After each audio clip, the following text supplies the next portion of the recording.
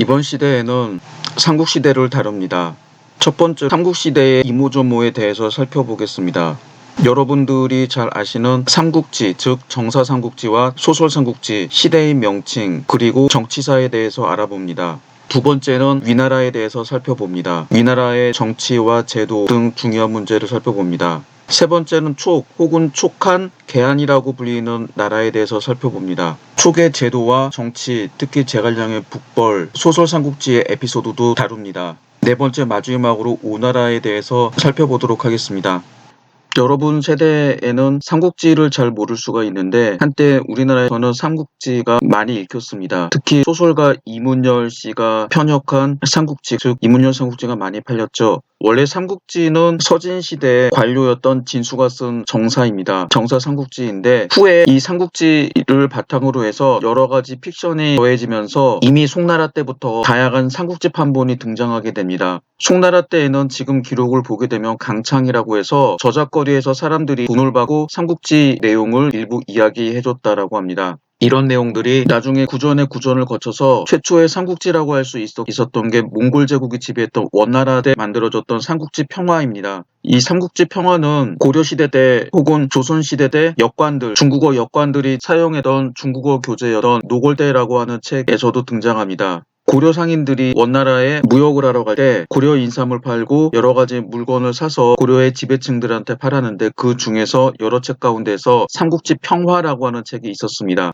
이 삼국지 평화는 지금 있는 소설 삼국지와 내용이 조금 다릅니다. 원래 진나라, 즉 서진이 오나라를 정복한 다음에 삼국지가 끝나게 되는데 이 삼국지에서는 다음 시간 혹은 다다음 시간에 살펴볼 영가의 난에 대해서 다룹니다. 서진말, 서진이 파랑의 난으로 지배층이 내분을 일으켜서 서로 싸우고 있을 때 독립했던 세력이 있습니다. 흉노입니다. 흉노의 유연이 독립을 하게 되는데 이 흉노의 유연은 원래는 허련제 씨였다고도 하는데 흉노의 묵돌선우가 한나라 공주와 결혼했다고 해서 자기네들은 어머니 성을 따른다고 해서 중국성인 유로 성을 바꾸게 됩니다. 서진에서 독립한 다음에 한나라를 세우게 되죠. 그래서 삼국지 평화에서는 이 흉노가 세웠던 한이라고 하는 나라가 유비가 세웠던 촉 혹은 촉한이 망한 다음에 유비의 외손자가 독립을 해서 세운 국가로 묘사합니다. 그 다음에 일설에 의하면 장비가 후조를 세웠던 성록의 모사였던 장비인으로 빙의되었다라고 하는데 이 소설은 당시 몽골이라고 하는 이민족이 지배했던 상황에서 중국인들이 눈치를 보게 된 거죠. 그래서 이민족의 지배를 합리화하기 위해서 가장 인기 있었던 소설에 16국 시대 전반기에 해당하는 내용들을 갖다 붙이게 됩니다. 그래서 유연 일족들이 서진을 멸망시킨 게 결국 한나라가 서진을 멸망시키고 다시 들어섰다. 사실 이 한나라는 중국인들이 세운 왕조가 아니라 흉노가 세웠던 왕조이긴 하지만 말입니다. 그 다음에 있던 삼국지는 원말 명초에 나관중이라는 사람이 썼던 삼국지 혹은 삼국연의, 삼국지연의라고 하는 책입니다. 이 책이 지금 우리가 볼 수 있는 삼국지의 기원이 되었다라고 하죠.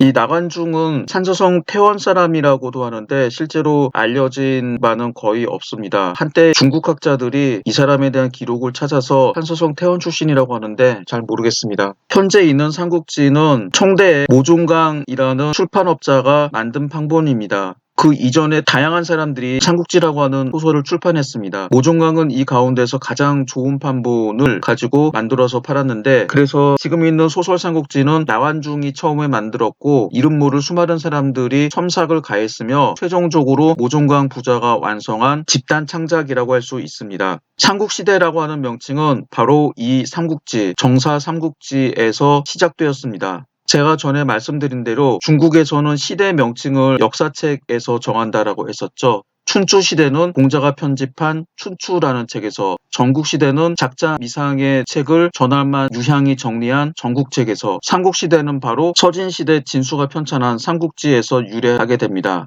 삼국 시대 세 나라는 고구려 백제 신라가 아니라 위나라, 총나라, 오나라입니다. 그리고 위나라의 뒤를 이었던 진나라가 건국하게 되는데 진나라가 건국할 당시 이미 촉이 위에게 망했습니다. 그래서 그 이후에 진나라는 오나라를 정복한 다음에 다시 통일하게 됩니다. 여기 도표를 보시면 후한이 망한 다음에 위초고 세 나라로 갈려지게 됩니다. 이때가 삼국시대이고 이때 잠깐 서진이 통일했다가 서진이 망한 다음에 북중국은 16국이라고 하는 여러 국가들, 그리고 남중국에는 동진, 송제, 양진이라는 이런 국가들이 존재하게 됩니다. 16국의 뒤를 이어서 북위가 화북지방을 통일했으나 다시 동위와 서위로 갈라지게 되고 각각 북제와 북주가 이어받게 되는데, 이 가운데에서 북주의 뒤를 이었던 수나라가 남주의 마지막 왕조인 진나라를 정복한 다음에 통일하게 됩니다.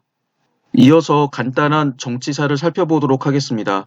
조조는 건한 13년 즉 208년 승상이 된 후 후한의 정치를 독점했습니다. 213년 후한은 기주의 시군을 위국으로 만든 다음에 조조를 위공에 봉하여 업에 도읍하도록 했습니다. 그리고 업에 종묘사직을 세워 상서, 시중과 유경을 두었습니다. 따라서 후한의 정치 중심은 대부분 허에서 업으로 옮겨졌습니다. 본래부터 괴뢰였던 헌제는 이렇게 되자 더욱 힘이 없어졌습니다. 214년 황후 복시는 조조의 전횡에 불평하다가 피살되었습니다. 이때 복시가 낳았던 세 아들도 살해되었습니다. 다음에 즉 215년 헌제는 조조의 셋째 딸을 황후로 강제로 맞아들이게 됩니다. 216년 조조는 위공에서 위양으로 승격되고 종효가 위의 상국이 되었습니다. 이때 조조는 이미 후한의 사실상의 황제나 다름없었는데, 그러나 황제가 되겠다는 의사가 없음을 널리 알렸고 그의 아들이 황제의 자리를 계승할 것을 암시하였습니다. 220년 1월 조조가 낙양에서 죽자 그의 아들 조비가 위왕 자리를 물려받았습니다. 그달에 후한은 연강이라고 개원하였습니다. 10월에 헌제는 조비에게 황제의 자리를 물려주었습니다. 이를 선양이라고 합니다.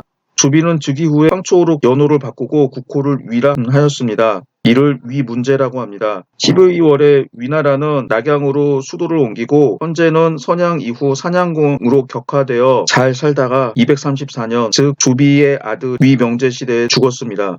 조비를 뒤따라 황제에 오른 것은 유비였습니다. 유비가 익주를 점령한 후 송건은 여러 차례 유비에게 형주 반환을 요구했으나 듣지 않자 이 때문에 분쟁이 일어났습니다. 215년 송건은 여몽을 보내 영능, 계양 3군을 점령했는데 유비도 관우를 보내 싸우게 했습니다. 후에 조조가 장로를 정벌하기 때문에 유비는 북방이 근심스러워 마침내 송건과 화의하게 되고 상수를 경계로 하여 동쪽은 송건, 서쪽은 유비에게 속하도록 정을 맺게 됩니다. 219년 유비는 자립해서 한중왕에 취임하였습니다. 그의 관우는 강릉에서 부벌하여 건성을 공격하고 조조군을 대파했습니다. 이어서 관우가 양양을 포위하자 그리고 위세를 떨치게 됩니다. 조조는 이때 관우에게 위협을 느껴서 수도를 다른 곳으로 옮기려고까지 했습니다. 그러나 송건은 관우가 양양을 공격할 때 여몽에게 강릉을 점령하도록 했습니다.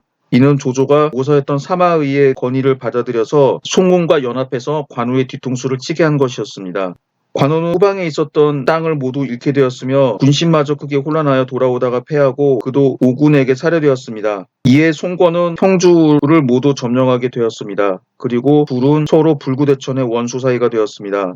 그 후 조비가 후한 대신 후한의 헌제를 협박해서 황제가 되자 유비도 221년 3월 황제가 되어 장무라고 연호를 바꾸고 국호를 한이라고 했습니다. 이 사람이 곧 소열제입니다. 쿠세 사람들은 유비가 건국했던 한을 촉한이라고 불러서 그 이전에 있었던 전한 후한과 구별합니다. 유비가 제위에 오른 후 가장 먼저 한 일은 오나라를 정벌하여 관우의 원수를 갚는 것이었습니다. 그해 7월에 유비는 친히 오나라를 공격했습니다. 222년 2월 촉군이 자귀에 출발하였습니다. 유비는 송건에게 장강 이북의 군대를 지휘하도록 하고 스스로 장강 이남의 번산에 진군하여 오나라 국경한 5,600리까지 깊숙이 쳐들어가 이도 소정에 주둔하고 연도에 목책으로 군영을 만들어 끊어지지 않도록 이어놓았습니다. 송건은 육손을 총서령관으로 삼아 이들을 맞아 싸우게 하였습니다. 육손은 주로 방어만 하면서 싸우지 않고 여러 날 맞서고 있었습니다. 6월에 이르러 우군이 돌연 화공으로 촉한 군영을 공격하고 여러 군대가 일제히 진군하자 촉한군이 크게 패하고 손실도 수만 명에 달했습니다. 유비는 영안으로 도망하고 송건도 강북에서 후퇴할 수 없게 되자 어쩔 수 없이 위나라에 투항하게 됩니다.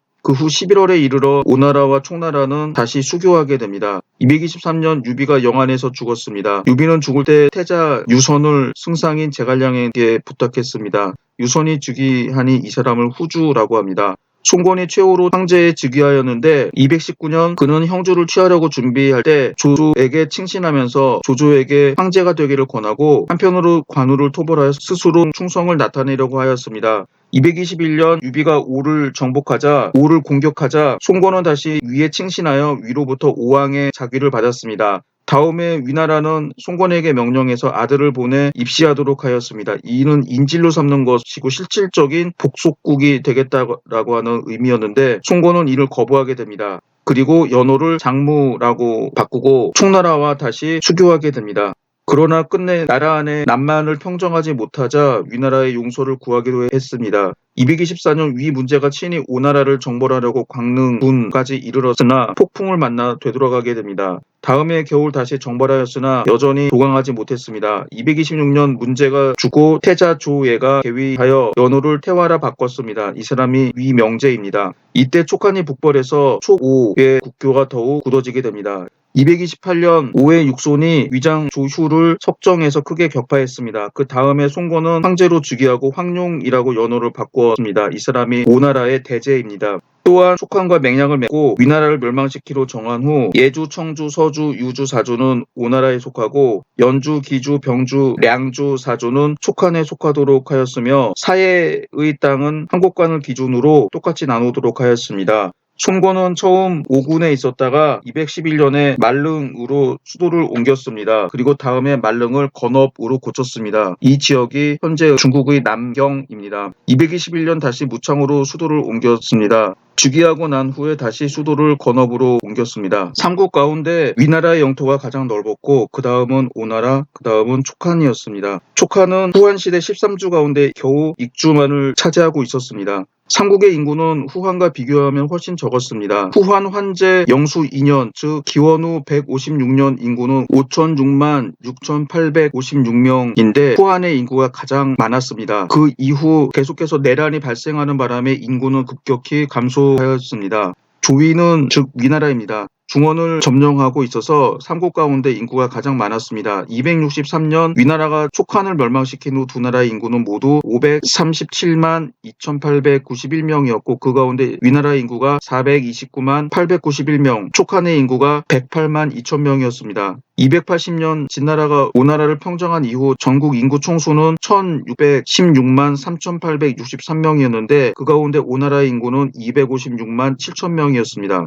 이 인구 통계를 보면 진 통일 이후 인구가 125년 전의 후한 환제 때보다도 3,390여만 명이나 적었습니다. 연평균 28만 명씩 인구가 줄어들었다는 뜻입니다. 대체로 삼국의 정치는 모두 수준 이상이었습니다. 전환과 후한 시대의 외적 환간의 전횡 같은 이런 사건들이 위나라나 오나라에서는 일어나지 않았습니다. 단지 촉한의 후주 만년에 환간 황후를 신임하였으나 황후의 탐욕과 전횡은 후한 환제 영제 시대 중상시 여러 환간들보다 훨씬 뒤졌습니다.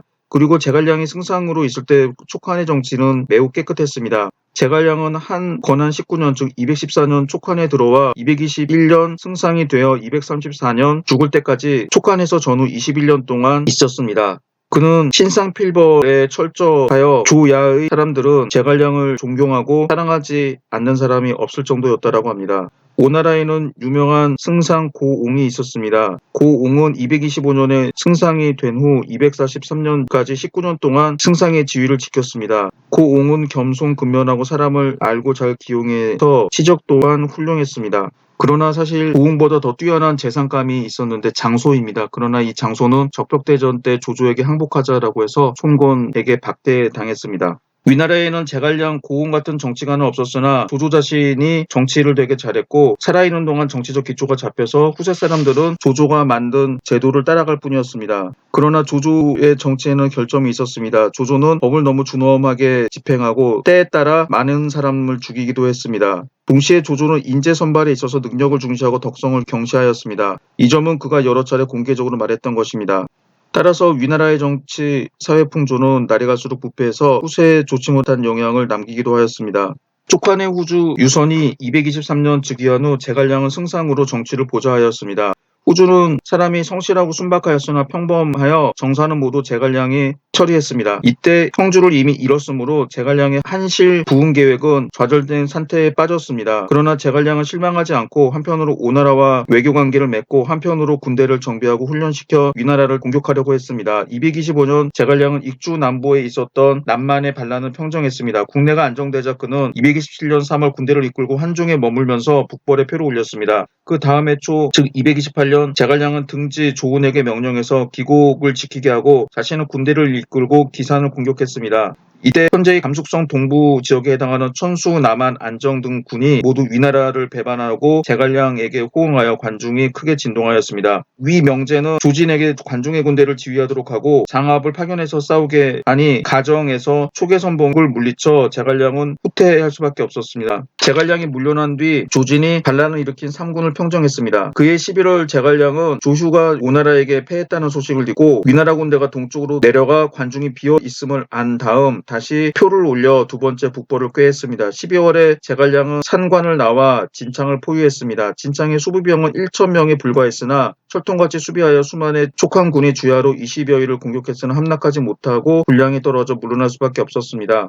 229년 제갈량은 진계를 보내 위에 무루군과 은평군을 공격하고 자신은 군대를 이끌고 권위로 나아가 도와주고 이군을 빼앗아 돌아왔습니다. 그 다음에 위나라는 조진에게 군대를 주어 촉한을 정벌하게 하였습니다. 제갈량은 성고에 이르러 위군을 기다리고 있으면서 이엄을 한중으로 보내 싸우도록 하였습니다. 위군은 큰 비를 만나 싸우지도 못하고 물러갔습니다. 231년 제갈량은 다시 군대를 이끌고 기산을 포위하였습니다. 이때 조진은 사직하고 위나라는 사마의를 총사령관으로 삼아 촉한군을 방어하도록 하였습니다. 사마의가 상규에서 기산을 구원하러 오자 제갈량은 군대를 나누어 기를 공격하고 자신은 사마의를 맞아 싸우러 나오다가 상규 동쪽에서 만나게 되었습니다. 이때 사마의는 방어할 뿐이지 싸우지 않았습니다. 6월에 촉한군은 군량이 떨어져 물러났습니다. 제갈량이 물러난 후 2년 동안 쉬었다가 234년 10만을 이끌고 사곡으로부터 위나라를 공격했습니다. 4월에 촉한군이 미현에 이르게 되자 위수 남쪽에 주둔했습니다. 사마의도 군대를 이끌고 위수 남쪽에서 배수 보루를 삼고 견고한 수비책을 채택하여 지킬 뿐 싸우지 않았습니다. 쌍방이 100여일을 맞서고 있었으나 촉한군은 승리를 거두지 못했습니다.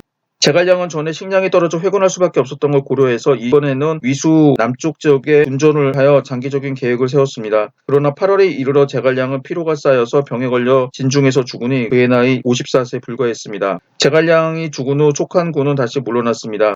제갈량은 6차례 위나라를 정벌하였는데 후세 사람들이 이를 육출기산이라 불렀지만 사실 촉한군은 3번 기산을 나왔고 2차례는 진령을 넘었으며 또 한 차례는 진령 이남에서 위나라와 싸웠습니다. 제갈량이 출정하여 공없이 돌아오게 된 중요 원인은 지형 때문이었습니다. 제갈량은 파촉을 벗어나면 반드시 광활한 산지를 넘어야 했고 교통이 곤란해서 군량을 쉽게 운송할 수 없었으므로 촉한군은 항상 군량이 떨어져 물러나곤 했습니다. 동시에 그의 작전 지휘는 너무 신중하여 기습으로 승리하려고 하지 않아 출병 때마다 위나라 사람들이 먼저 준비하고 있었습니다. 위의 장군인 조진과 사마의도 모두 우수한 전략가여서 수비 전략도 대단히 정확했습니다. 이밖에 그는 군사행동 면에서 오나라 사람들과 손발이 맞지 않았습니다. 그러나 위나라 사람들은 제갈량을 두려워하였고 제갈량은 사마의의 가장 큰 적수였습니다. 제갈량이 죽은 후 촉한이 30여 년 동안 안정되었던 것도 제갈량이 남긴 유산이라고 할 수 있습니다. 제갈량이 죽은 후 장환, 비위가 국정을 장악하였는데 이 두 사람은 제갈량이 죽을 때 추입니다. 군사 방면에서는 강유가 맡았습니다. 강유는 여러 차례 북벌을 생각했으나 장환, 비위 두 사람이 영토를 지킬 것을 주장하고 찬성하지 않았습니다. 그러므로 제갈량이 죽은 다음 촉한은 20여 년 동안 북벌을 하지 않았습니다. 장한 비위가 차례로 죽은 후 강유는 북벌을 시도하게 됩니다. 강유는 253년부터 해마다 북벌을 시도했으나 성과는 없었습니다. 이때 후주는 황간 황후를 신임하여 국정이 점차 어지러졌습니다. 262년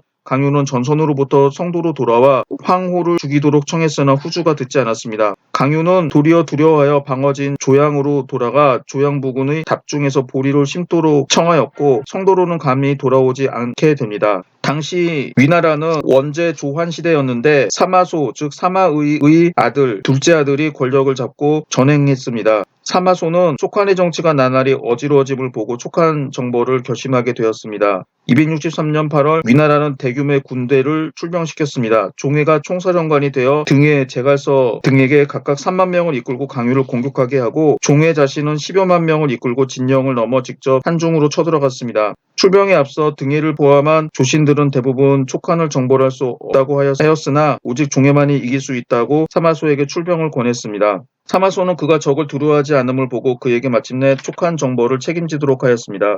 당시 촉한의 병력은 약 9만 명이었는데 강유가 5만 명을 거느리고 있었고 4만 명이 각지를 지키고 있었습니다. 당시 강유는 멀리 변방 지역에 주둔하여 여러 전선을 지휘할 수 없었으므로 위나라는 상당히 신속하게 진군하였습니다. 그해 9월 종해가 한중을 점령하자 강유가 이 소식을 듣고 남쪽으로 물러나 검각을 지키고 있었습니다. 종해가 검각을 함락하지 못하고 군량이 떨어져 10월에 회군하려고 하고 있었는데 등해가 우회로로 기습하여 전세가 역전됩니다. 등해는 강유가 물러난 후 은평으로 진군하여 은평에서 작은 길로 검각 서쪽에서 100여리인 부현에 이를 수 있음을 알았습니다. 그곳은 성도에서 300리 떨어진 곳이었습니다. 등해는 소수의 군대를 지휘하여 은평을 출발하여 사람이 없는 700리를 달려 부수 북쪽의 강유로 들어갔습니다. 후조는 제갈첨을 보내 싸우게 하였으나 제갈첨은 면죽에서 전사하고 위군이 성도를 압박하자 후조는 항복하고 말았습니다. 강유는 제갈첨이 패했다는 소식을 듣고 검각으로부터 철군하여 성도를 구하러 돌아오다가 도중에 후주의 명령으로 종해에게 투항하여 촉한은 멸망하고 말았습니다. 촉한이 망한 후 강유가 적극적으로 복국을 꾀하였습니다. 그는 종해가 야심을 가지고 있는 것을 알고 그에게 반란을 권하면서 자신이 선봉에 설 것을 자원했습니다. 그는 종해가 반란을 일으킨 후 다시 기회를 보아 종해를 죽이고 나라를 회복하려고 했습니다. 종해는 강유를 믿고 264년 등해를 모함하여 죽이고 반란 음모를 적극적으로 꾸미게 되었으며 위나라 장수들을 죽이고 강유가 신임하는 옛 촉한의 장군으로 바꾸려고 했습니다. 이 사실을 안 위나라 장군들은 분노하여 종해를 죽이고 강유도 이때 죽었습니다. 후주는 바로 이해에 낙양으로 옮겨서 위나라로부터 안락현공에 봉해졌습니다. 촉한을 멸망시킨 후 사마소는 위를 찬탈하여 진을 건국하려고 했습니다. 촉한을 멸망시킨 후 사마소는 264년 진왕으로 승진하였습니다. 그 다음에 8월에 사마소가 자 아들 사마염이 뒤를 이어받아 진왕이 되었습니다. 12월에 위원제는 사마염에게 황제의 자리를 물려주게 되고 사마염은 즉위한 후 진무제가 되어 태시라고 연호를 바꾸고 위원제를 진유왕으로 강등하여 업에 살도록 하였습니다. 이는 후한과 위나라 사이의 선양을 다시 재현하는 것이었습니다. 이어서 진나라는 오나라를 정복하게 됩니다. 279년 왕준과 두해가 모두 오나라를 정벌하자고 주장하였습니다. 왕준은 상소하여 손호는 황은 무도하여 이때 빨리 정벌해야 하며 만일 손호가 죽고 현명한 군주를 세우게 되면 강적이 될 것입니다. 신이 전선을 만든 지 7년이나 되어 갈수록 나가가며 신 또한 나이가 70이라 언제 죽을지 모르니 이 좋은 기회를 잃어버리면 다시는 도모하기 어렵습니다. 라고 하였습니다. 이렇게 되자 진무제도 오나라를 정벌할 결심을 하게 됩니다. 279년 말 진나라는 20만 대군을 출병시켜 6길로 오나라를 정벌하도록 했습니다. 이들은 장강, 상류, 중류, 하류에서 동시에 진군하고 각중의 총사령관이 되었습니다. 상류에서는 익주의 왕준이 수군을 이끌고 내려왔으며 중류에서는 두해가 길을 나누어 강릉, 무창 등지를 공격했으며 하류에서는 왕혼이 강남으로 진격했습니다. 280년 왕준의 수군은 순조롭게 내려와 장강연안의 성들을 함락했습니다. 두해가 강릉을 함락하자 오나라의 서쪽 주군은 모두 항복하게 됩니다. 하루에 왕혼의 군대도 횡강에 이르러 건너업을 위협하게 됩니다. 손호는 승상 장제에게 강을 건너 맞서 싸우게 하였으나 우저에서 크게 패하고 장제는 전사하였습니다. 뒤이어 왕준이 무창으로부터 순조롭게 내려와 건업으로 진격했습니다. 이에 손호는 항복하고 말았습니다. 진이 출병하여 오나라가 망할 때까지 불과 5개월에 지나지 않았으며 후한 헌제 초년부터 이어서 위나라에 대해서 살펴보도록 하겠습니다. 조조가 화북을 통일하는 과정은 앞에서 설명했으므로 생략하도록 하겠습니다. 조조는 헌제를 허라고 불렸던 지역으로 옮겼습니다. 지금은 허창이라고 불리는 지역이고 소설 삼국지에서도 허창이라고 하지만 당시 지명은 허현이었습니다. 이 지역은 후한이 망할 때까지 후한의 수도였습니다. 그 이후 조조가 원소의 아들들이 싸우는 틈을 타서 하북을 점령한 다음에 하북 지역을 점령합니다. 이 업이라고 하는 지역은 기주의 시소였습니다. 조조는 업에 머물면서 나중에 위공과 위왕이 되는데 죽을 때는 낙양에서 죽었지만 주로 업에서 머물렀습니다.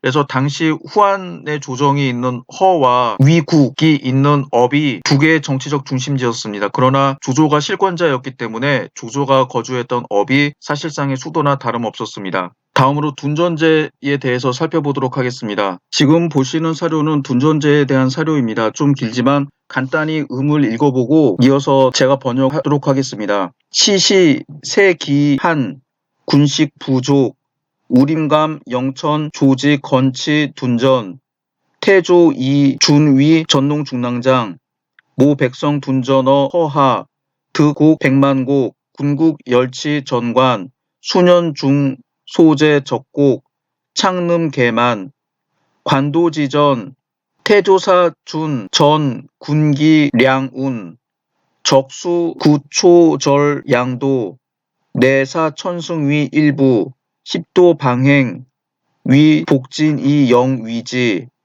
적불감근 궁극지요 기여조지 이성어준. 여러분들은 이게 이제 실제로도 한문 원문이 시험 문제 출제가 됐는데 대충 여기서 이제 몇 가지를 적어도 한문을 읽으실 줄 아셔야 됩니다. 일단 번역부터 해보겠습니다. 이때 기근이 들고 가뭄이 들어 군대의 식량이 부족하자 우림감 영천 사람 조지가 둔전을 세웠다. 태조 즉 조조는 여기서 주는 임준입니다. 임준은 전농 중랑장으로 임명하여 백성들을 모집하여 허 일대에서 둔전을 실시하게 하니 곡식 100만석을 얻었다. 군국에서도 두루 전관을 설치하니 수년 후에 곡식이 쌓였고 창고는 모두 곡식으로 가득 찼다. 관도의 전투 당시 태조 즉 조조는 임준에게 무기와 식량의 운반을 맡겼다. 적이 여러 차례 티중을 약탈하고 식량 운반 도로를 끊었다. 이때 1000대의 수레를 일부러 편제하여 열도로 사각형을 만들어 움직이며 여러 겹의 대열로 그 둘레를 에워싸 호위하도록 하니 적들이 감히 접근하지 못하였다. 군국의 풍요로움은 조지가 시작해서 임준이 완성하였다. 삼국지 권십육 임준전입니다. 나중에도 이 문장이 또 시험에 나올 수 있겠는데 여기서 여러분들은 적어도 몇 개 키워드로 이 문장이 둔전제임을 아셔야 됩니다. 여기서 가장 중요한 힌트는 둔전이라는 단어, 전농중랑장이라고 하는 단어, 그 다음에 전관. 크게 이 세 가지가 키워드라고 할 수가 있겠습니다. 그래서 반드시 기억을 해야 됩니다. 둔전, 전농중랑장, 전관. 이 중에서 전관을 제외한다라고 하더라도 둔전과 전농중랑장이라고 하는 두 단어는 반드시 기억하셔야 됩니다. 둔전은 본래 군사들이 특히 변방에 있는 군사들이 자급자족하는 방식을 뜻합니다. 변방까지 군량을 수송하기 어렵자 군대 일부는 여전히 국경 방어에 힘쓰고 나머지 일부가 토지를 경작해서 식량을 자급자족하는 방법입니다. 그런데 여기서 보시는 둔전은 군사들이 하는 둔전이 아니라 백성들에게 경작을 하게 하는 둔전입니다. 그래서 이러한 둔전을 민둔이라고 부릅니다. 민둔과 구별하기 위해서 원래대로 군사들이 둔전에 종사하는 것을 군둔이라고 합니다. 그리고 명나라 때 북방 장성을 비롯한 변경 지역에 식량을 공급해야 됐는데 처음에 국가가 이를 감당하지 못하자 상인들한테 이 임무를 맡기게 됩니다. 그래서 상인들은 그 대가로 소금 판매권을 얻게 되는데 상인들이 국경 가까운 지역에 있는 땅을 사서 생산한 식량을 변경 지역으로 운반했습니다. 즉 운송비를 줄이는 정책을 취한 거죠. 그래서 상인들이 군대에 식량을 공급하기 위한 목적으로 토지를 경작한 것을 상둔이라고 합니다. 그래서 둔전은 역사적으로 보면은 군둔, 민둔, 상둔 세 가지가 있습니다. 이 시대에는 군둔과 민둔이 있었습니다. 둔전의 관리들은 전농 플러스 관직명이 들어가게 됩니다. 전농중랑장, 전농교위, 전농도위 크게 이 세 가지 관직이 있었습니다. 그런데 농사를 관장하는데 중랑장, 교위, 도위는 모두 무관직이었습니다. 그래서 군조직으로 백성들을 관리했기 때문에 둔전제라고 불렀습니다. 전농도위는 모두 6명의 사마를 두었습니다. 사마는 1개 둔을 지휘하게 됩니다. 1둔마다 둔전농민 50명이 있었습니다. 그래서 전농도위 한 사람은 모두 300명의 농민을 관리하는 조직이었습니다. 다시 말하면 전농도위는 6개의 둔을 관리했습니다. 즉 300명의 둔전농민을 관리했고 각각 둔에는 사마라는 관리가 임명되었고 사마는 50명의 둔전농민을 감독했습니다. 전농중랑장, 전농교위, 전농도위는 9년의 장관인 태수, 상, 현령, 현장의 관리 또는 감독을 받지 않은 별도의 조직이었습니다. 둔전농민은 전객 또는 전농부민이라고 불렸습니다. 자신이 소를 가지고 경작하는 경우에는 수확량의 50%, 그렇지 않고 소를 빌린 경우에는 60%를 납부했습니다. 수확량의 50%와 60%를 납부했으니 고율의 소작이라고 할 수 있었는데 사실 이는 당시에 대토지를 가지고 있는 지주로부터 땅을 경작하는 소작민들이 바로 내야 되는 소작료가 50%였다라고 합니다. 그래서 당시보다 아주 비싼 착취는 아니었다라고 하는 게 학자들의 평가입니다. 다음으로 위나라에서 실시했던 유명한 제도가 구품관인법입니다. 구품관인법을 살펴보기 전에 먼저 조조가 취했던 인사제도 유제시거를 살펴보도록 하겠습니다. 유제시거는 좀 어려운데 번역문만 읽어보도록 하겠습니다. 예로부터 천명을 받아 나라를 세우거나 쇠약해진 나라를 중흥시킨 군주로서 현명한 군주와 함께 천하를 다스리지 않은 사람이 있었는가? 현명한 일을 얻으려고 하면서도 백성들이 사는 곳에 나가보지 않는다면 어떻게 그런 기회를 가질 수 있을까? 윗사람이 그들을 찾아야만 하는 것이다. 천하가 혼란스러운 현재 현명한 인물을 구하는 일이 시급하다. 맹공작처럼 청렴한 이는 큰 나라의 한가로운 고관을 하더라도 작은 나라의 실무자가 될 수 없다는 공자의 말씀처럼 직무에 따라 필요한 인재가 있다.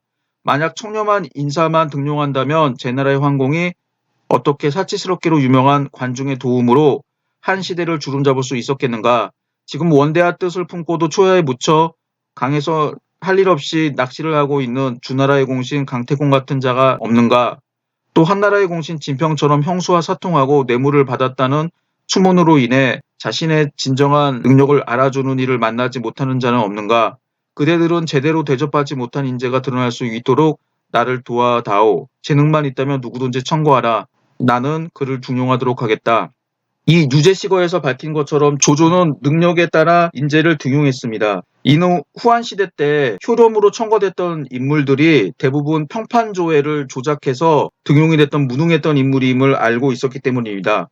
한편으로는 후한말 군웅할거 시대에 단순하게 평판이 좋은 사람들보다 능력이 있는 사람들이 어지러운 세상을 유지하는 데 도움이 됐기 때문이라고 생각을 했었습니다. 한편으로 조조는 환관의 후예였기 때문에 당시 지배층으로부터 멸시를 받았던 것도 이런 정책을 취하게 됐던 원인이었다라고 합니다. 그러나 위 문제 때 구품관인법 혹은 구품중정제라고 하는 제도를 실시하게 됩니다. 이는 이부상서 진군이 만든 제도입니다. 구품관인법, 즉 구품중정제랑 정부가 인재를 등용하는 제도였습니다. 정부가 군마다 소중정을 두고 주마다 대중정을 두되 중앙정부에서 관리로 재직하고 있고 재덕이 뛰어난 인물, 재주와 덕행이 있는 그 지역 출신으로 임명했습니다. 먼저 소중정 구역에는 별도로 그 구역을 관할하는 인물로부터 상상에서 하하까지 9등급으로 정하고 상을 대중정에 보내 대중정이 시험한 후 사도에게 올리면 사도가 다시 시험을 본 후 상서에 올려서 임용하였습니다. 이 제도를 처음 쓰게 된 의도는 인재 선발에 있어서 신중을 기하여 전한말의 인재 등용 제도의 폐단을 바로잡으려고 하는 데 있었습니다. 그러나 그 폐해가 만류에까지 미쳐 여전히 권문세족들이 독점하게 되었습니다.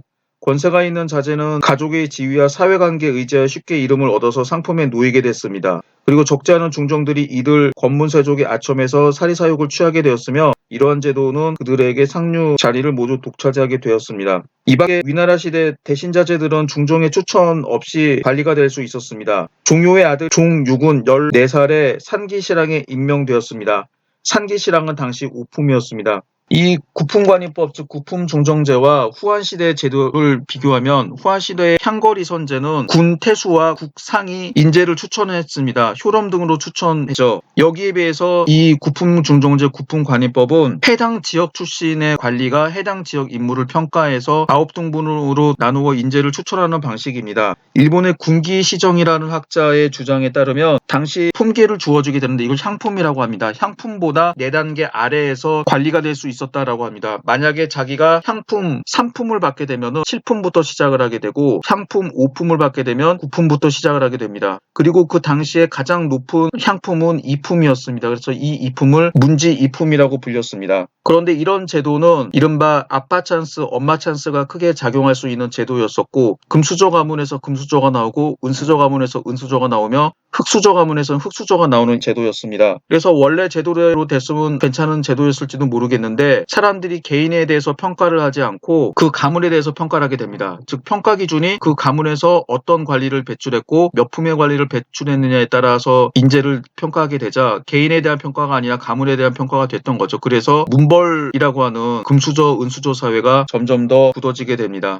그래서 하후현과 유의를 비롯한 많은 사람들이 구품관인법이라고 하는 인사제도를 바꾸자고 했습니다만 이 제도는 수나라가 통일하기 전까지 계속 이어지게 됩니다. 그리고 큰 폐단을 낳게 됩니다. 다음으로 고평릉사변과 사마시의 찬탈이 위나라의 가장 중요한 사건이었습니다. 고평릉사변은 사마의가 일으킨 쿠데타입니다. 위 명제가 239년에 죽고 아들 방이 즉위하였습니다. 이때 8살이었습니다. 사마의와 대장군 조상은 명제의 유조를 받고 공동으로 섭정했습니다. 조방이 즉위한 후 사마의는 태부에 임명되었습니다. 명제가 병중에 있을 때 본래 연왕 우와 조상에게 정치를 하도록 하였는데 그리고 사마의에게는 요동으로부터 관중에 주둔하면서 총나라를 방어하게 하였습니다. 그러나 명자가 죽을 때 근신인 유방 손자에게 현혹돼서 연왕 우와 조조를 파면하고 사마의와 조상에게 보종하도록 했습니다. 조상은 재주가 평범하고 사치를 좋아했으나 무리는 일과 접근하기를 좋아해서 당시 명사였던 하한, 등양, 이승, 정매일과 어울렸고 이들과 함께 정치를 했습니다. 사마의는 사실상 태부로 임명됐지만 권력을 뺏긴 후 조상과 대항할 수 없게 되자 병을 치가고 집에 있으면서 음모를 꾸몄습니다. 249년 사마의는 조상이 황제인 조방을 따라 외출한 틈을 타서 군대를 이끌고 낙양성을 점령하게 됩니다. 그리고 조상을 협박해서 물러나게 했습니다. 이어서 조상과 그 무리들을 전부 다 죽이게 됩니다. 이때 황제 조방과 조상이 고평릉 일대에서 사냥하고 있는 사이에 사마의가 쿠데타를 일으켰다고 해서 고평릉 사변이라고 부르게 됩니다. 사마씨가 권력을 장악하게 되자 이때 회남에 있었던 장군들이 사마씨를 제거하기 위해 군대를 일으켰습니다. 251년에는 왕릉, 255년에는 광구검, 동천한 시대 때 고구려를 박살냈던 바로 그 광구검입니다. 그리고 257년 제갈탄이 회남에서 군대를 일으켜 사마씨를 제거하려고 했습니다. 그러나 실패하게 됩니다. 여기서 여러분들은 질문을 할 수 있습니다. 왜 하필이면 회남 지역이었을까? 회남이라고 하는 지역은 당시 오나라의 침입을 막기 위해서 대규모 군대가 주둔하고 있었습니다. 그리고 이 변경 지역에는 응의 권위로 둔전을 실시하고 있어서 식량도 충분했습니다. 그래서 막강한 대군과 식량을 관리를 하고 있었기 때문에 그리고 이때 사마씨에 반대하는 인물들이 이 지역을 관리하는 직책에 임명되어서 이들은 사마씨에 대항하였으나 모두 실패하게 되고 결국 위나라는 망하게 됩니다. 지금 보시고 있는 거는 조위 둔전제 지도입니다. 여기서 파란 색깔은 민둔, 즉 전농도위가 농민 300명을 지휘해서 만든 둔전입니다. 이 둔전을 보게 되면 주로 황하 유역에 있음을 알 수 있습니다. 그 다음에 여기서 약간 분홍색 빛깔을 띠는 것들이 모두 둔전입니다. 다 국경선 근처에 있다라고 하는 것을 알 수가 있습니다. 이게 원래 둔전이죠. 그래서 이런 둔전을 군둔이라고 합니다. 다음으로 촉 혹은 촉한에 대해서 살펴보겠습니다. 저도 습관적으로 촉이라고 하는데 당시 사람들은 자기네 나라의 국호를 한이라고 했습니다. 그런데 후세 사람들이 이 한을 전한, 후한과 구별하기 위해서 촉한이라고 불렀습니다. 또는 후한을 계승했다라고 해서 개한이라고 하는 명칭으로 불렀습니다. 앞에서 길게 살펴봤는데 유비는 청주 남부를 점령했습니다. 이게 208년 소위 적벽대전, 사실 적벽대전이 아니라 오림의 전투에 가깝습니다만 그 이후 유비는 214년에 익주를 점령하고 조조를 격파한 후 한중왕에 임명합니다. 그러나 이해, 즉 219년 유비의 최전성기였을 때 형주를 잃어버리게 됩니다. 이후 유비는 211년에 즉위했지만 다음에 관우의 원수를 갚기 위해서 이릉에서 싸우게 되는데 오나라 군대 대패하고 결국 그 이후 죽게 됩니다. 유비의 집단은 임협 집단이라고 합니다. 임협은 깡패들이죠. 요새 깡패들은 의리가 별로 없지만 유비의 집단은 의리로 똘똘 뭉친 그런 집단입니다.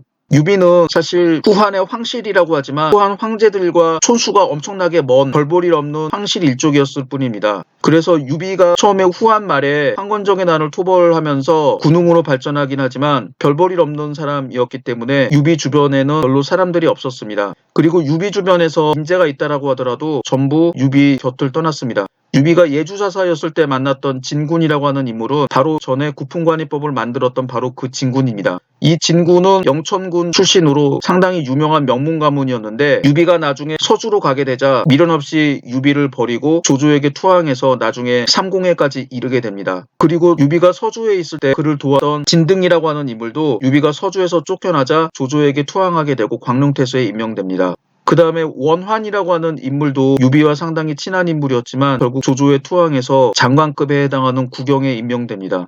이에 비해서 유비를 따랐던 인물들 장비와 간홍, 손권 같은 사람들은 원래부터 유비와 동양의 탁군 탁현 출신입니다.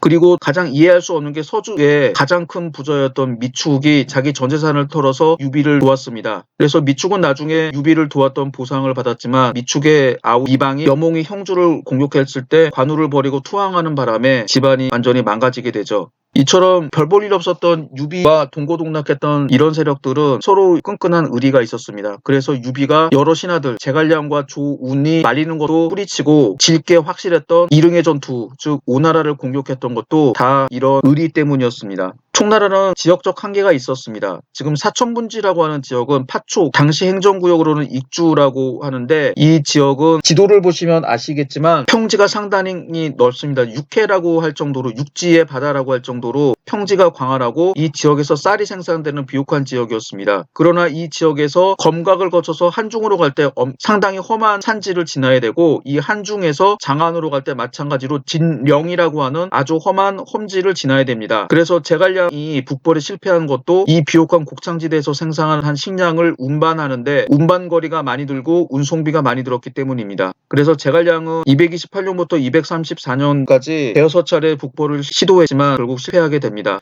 제갈량은 221년부터 234년까지 약 14년 동안 승상으로서 권력을 잡았습니다. 그가 권력을 잡았을 때 촉한의 정치는 잘 되었다라고 하죠. 이 촉한의 가장 중요한 문제가 외지인과 토착인의 문제였습니다. 유비, 관우, 장비, 제갈량, 마량, 마소, 조운, 마초 등등등 여러분들이 소설 삼국지에서 읽어보셨던 인물들은 거의 대부분 외지 출신이었습니다. 유비, 장비를 비롯한 사람들은 탁군, 탁현 출신이었지만 형주 출신들이 많았습니다.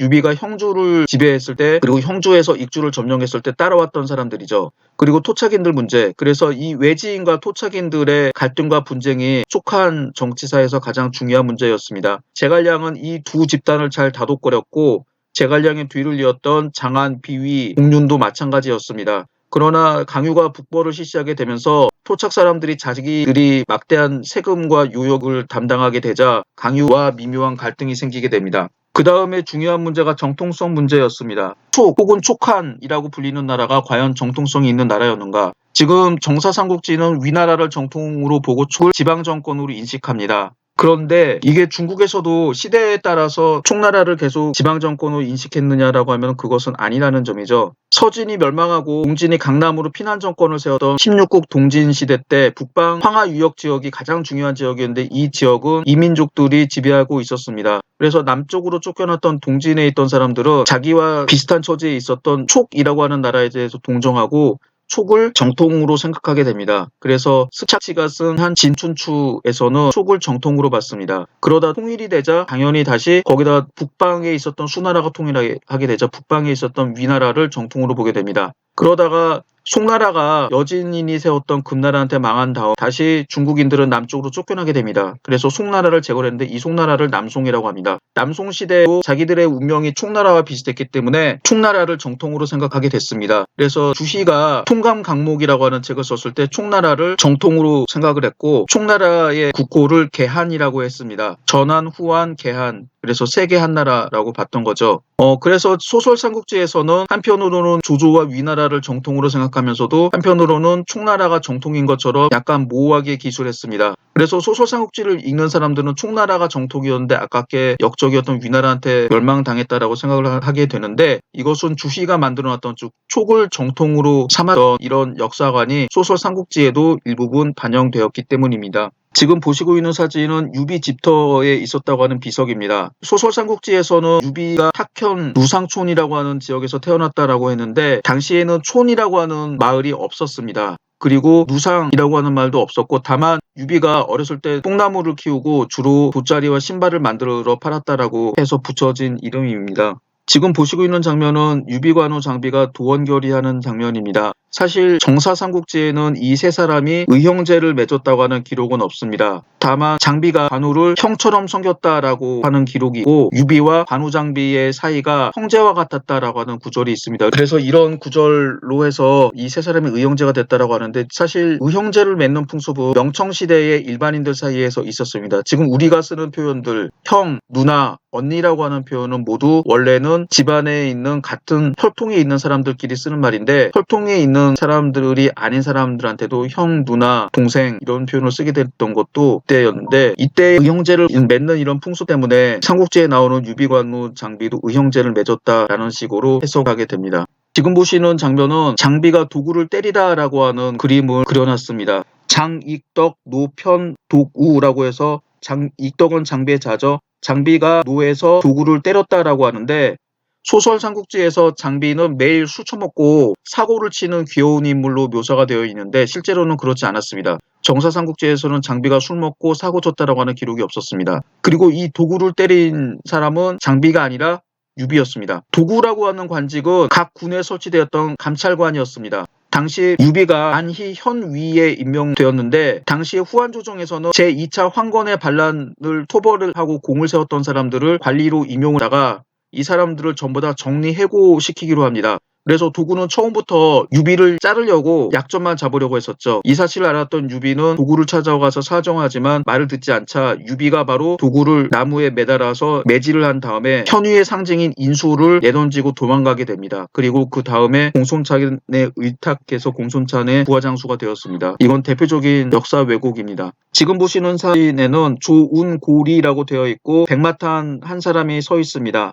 조운의 고향이라고 하는데 실제 조운이 살았던 곳인지는 알 수가 없습니다. 지금 보시는 장면은 허창시에 있는 페른교라고 하는 테마파크 공원에 있는 미니어처입니다. 조조의 말을 듣고 젓가락을 떨어뜨리는 장면인데 유비가 여포한테 패해서 조조한테 의탁했습니다. 이때 조조는 유비를 좌장군에 임명했는데 이때 유비한테 천하의 영웅은 자기 자신과 유비밖에 없다라고 합니다. 이때 유비는 짐짓 놀라는 척하고 젓가락을 떨어뜨리면서 짚는 장면입니다. 다음 보시는 사진은 적벽이라고 하는 글자가 쓰여져 있는 사진입니다.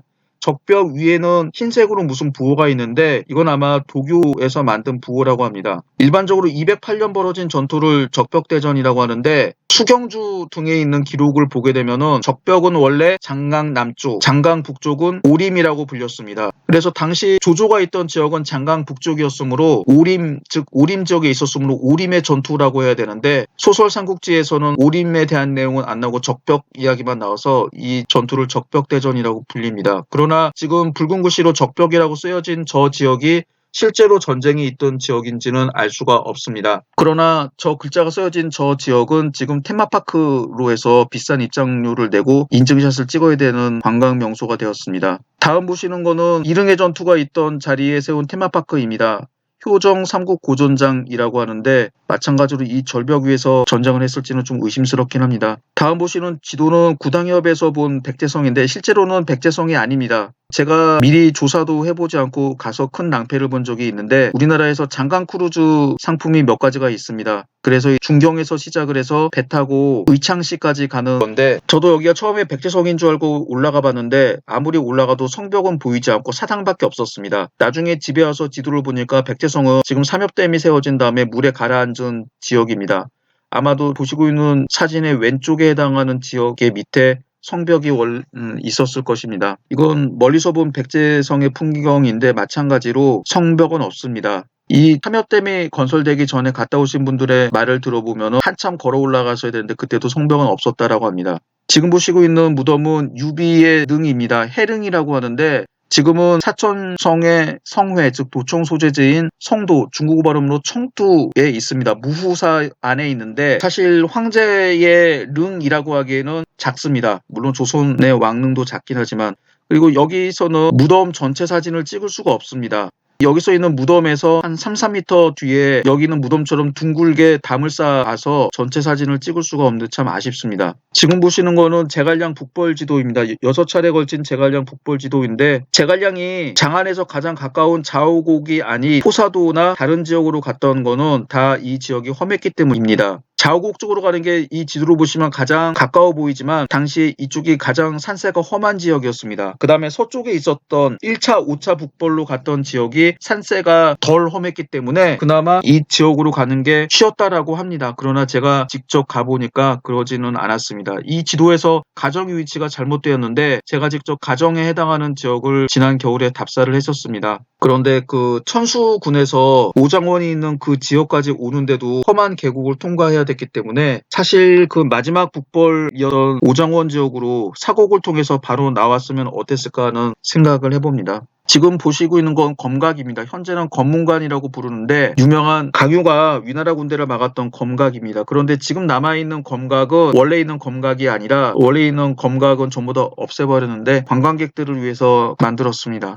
그래도 비싼 돈을 주고 인증샷을 찍으러 가야 되는 장소입니다. 다음 보시는 지도는 오장원 테마파크입니다. 오장원은 제갈량이 죽었다라고 하는 곳으로 알려져 있는데 사실 정사삼국지 사료를 보게 되면은 제갈량이 어디서 죽었는지 대부분 무공현이라고 하는 지역에서 죽었다거나 위수 강가에서 죽었다라고만 되어 있습니다.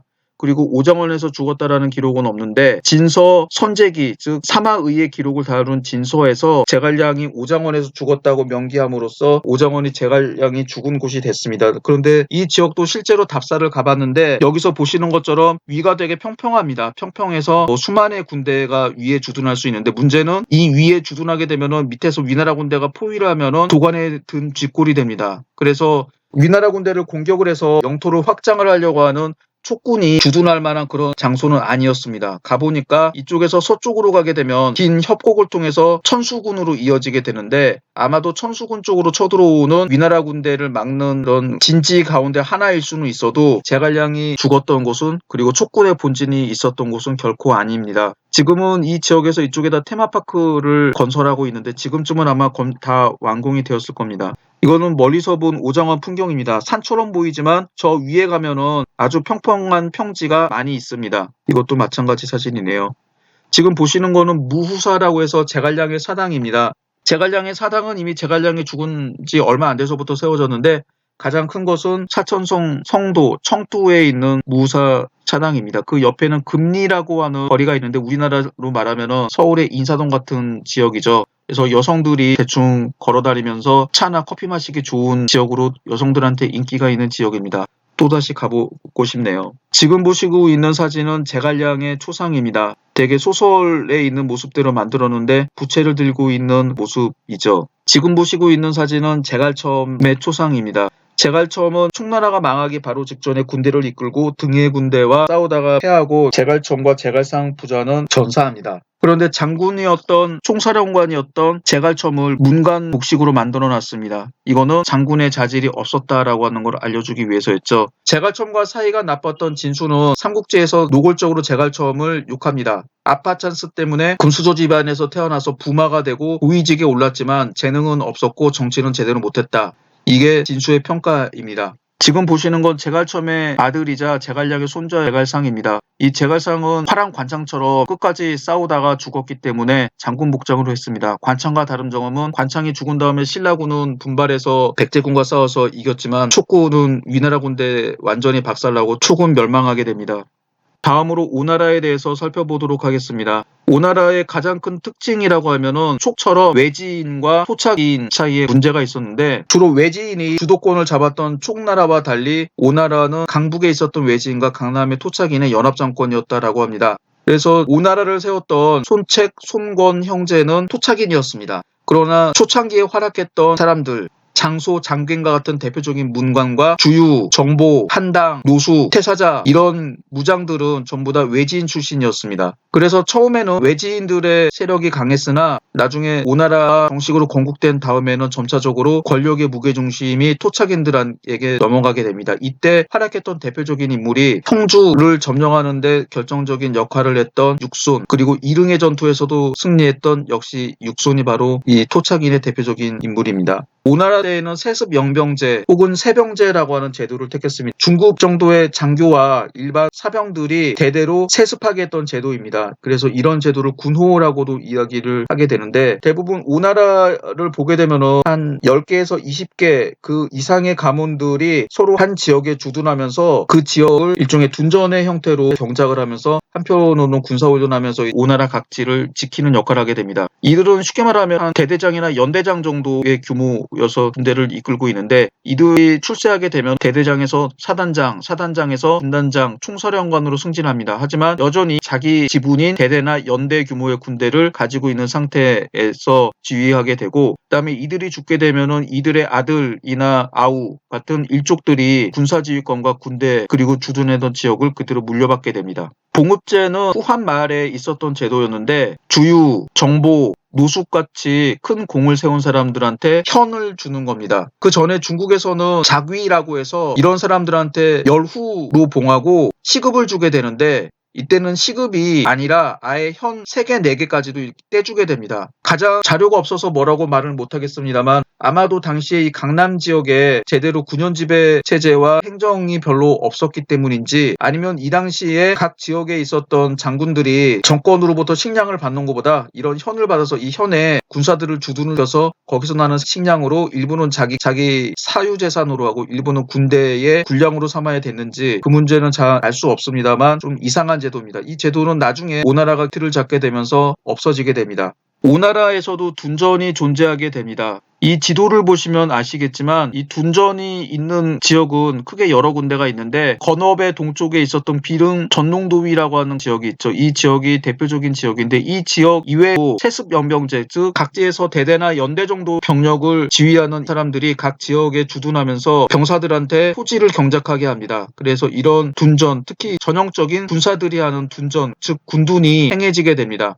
그리고 이들이 이제 주둔했던 지역들을 보시게 되면은 장강 연안에 있었다라고 하는 걸 알 수가 있습니다. 그래서 적군이 장강을 타고 내려올 때마다 이들이 지키고 있는 진지를 돌파해야 되는데 이게 오나라가 방어하는 가장 큰 장점이었는데 사실 서진한테 망할 때는 큰 도움이 되지는 못했습니다. 오나라는 당시에 중원 지역의 혼란을 틈타 남쪽으로 피난 온 사람들을 받아들여서 강남 지역을 개발하게 됩니다. 이 당시의 개발이라고 하는 거는 황무지를 농토로 개간하는 것이었고 그 중원 지역의 선진 농법을 받아들여서 이 지역을 논으로 만들고 경작지를 확대했습니다. 그 다음에 건업이라고 하는 지역이 수도가 되었습니다. 현재 남경에 해당하는 지역입니다. 제가 이번 겨울에 남경 일대를 가봤는데 건업이라고 하는 지역은 북쪽에는 장강이 있고 서쪽과 남쪽에는 진회수, 지금은 진회하라고 합니다만 진회하라고 하는 옛날에 인공수였다가 지금 강이 있고 북쪽에는 종산이라고 하는 산이 있어서 강 한 면이 강으로 둘러싸이고 나머지 한쪽이 산에 있어서 지키기에는 아주 좋은 지역이었습니다. 이렇게 좋은 지역이었는지 진시황제가 이곳을 보고 대왕의 기운이 있다라고 해서 산을 깎아서 파 없애고 평지로 만들고 그랬다라고 하는 지역이었는데 유비가 이 지역에 와서 이 지역이 수도가 될 만하다라고 해서 이 지역에 수도를 둘 것을 송건에게 권했습니다. 그 전에 송건은 오군에 치소했던 오현, 지금의 소주시 혹은 경, 나중에 동진남주 시대의 경구라고 하는 지금의 진강시 지역에 있다가 나중에 이 지역으로 오게 됩니다. 그리고 영가인한 때 강남으로 피난왔던 사마예도 이 지역을 수도로 정하게 되고 이때는 수도의 명칭을 건업에서 건강으로 바꾸게 됩니다.